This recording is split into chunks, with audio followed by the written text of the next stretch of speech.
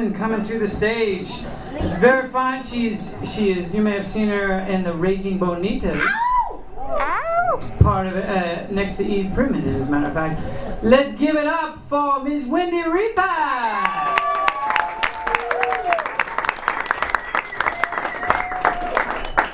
Okay, I feel a little bit like you may be the largest comedy audience I ever played for, so you just do this for me. I want to take our picture together, and if you guys can just look super, super excited. I mean, I don't know, like wave your arms and stuff. Yeah. Come on! All right, ready? Arm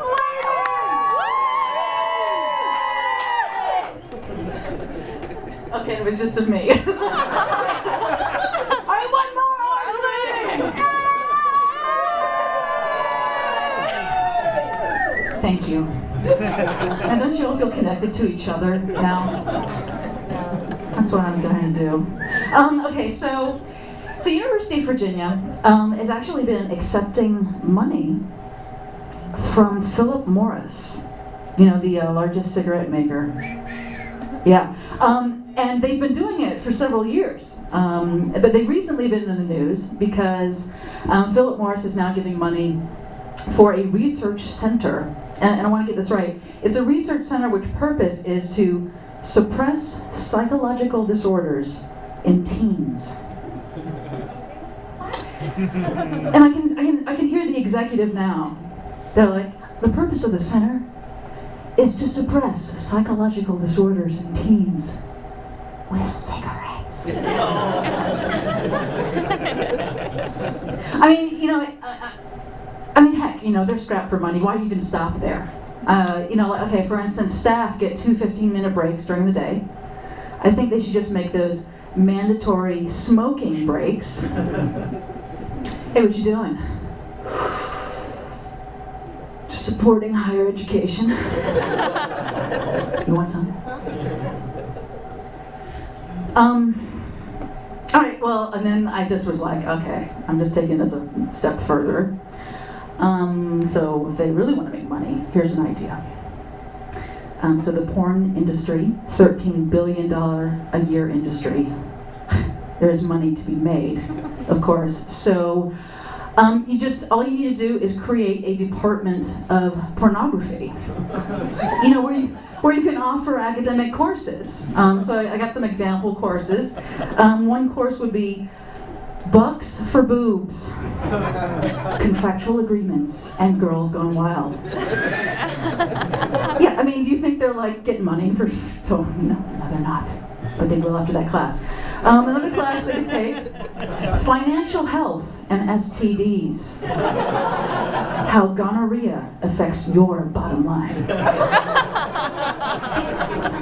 I don't know. This is a favorite class of mine. It's Deconstructing Tits and Ass. I think I actually took that class. And then of course, then you'd have a whole like new slogan. You know, it'd be like, the university's Department of Pornography. We're fucking great.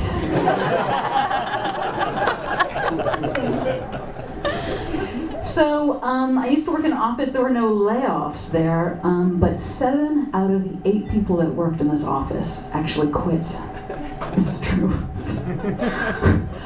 It's true, and the reason they quit was because there was a bully boss in the office. Okay, so what's a bully boss? Okay, well, if you can imagine, you know, that scene in Star Wars where there's like Darth Vader, and there's like a conference room, the big conference table, and like all these generals in gray suits are sitting around the conference table. Darth Vader is the bully boss.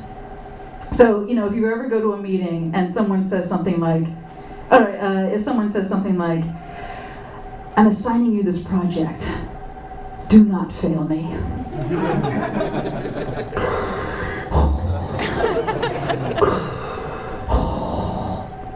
Well, you know that the end is like near. You're like, oh, no matter what happens with this project, it's gonna be like, ugh. Oh my God, what happened to Mitzi?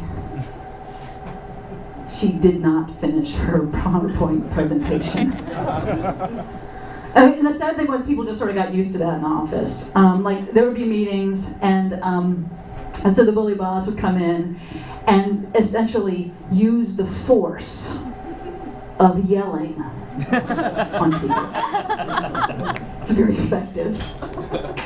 And then if you find yourself disagreeing with the bully boss, she might say something like, "I find your lack of faith in my annual report disturbing."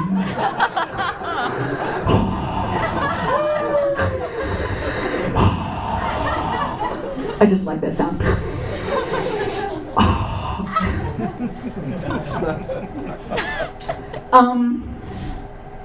Okay, so also another thing you might find in an office is the unapologetic middle manager. Okay, now what's that? Okay, so unapologetic middle manager is basically somebody who's sort of below Darth Vader, but they're just like, no matter what order they get, they're just gonna do it. Like, even if it's like the most disturbing thing that they've ever heard, they're just gonna be like, "I'm on it. I'm gonna make this happen for you, sir." And so, I mean, I guess, you know, all right, so has anyone seen the movie Aliens? Do you remember that movie, Aliens? All right, so the guy in the back has seen it.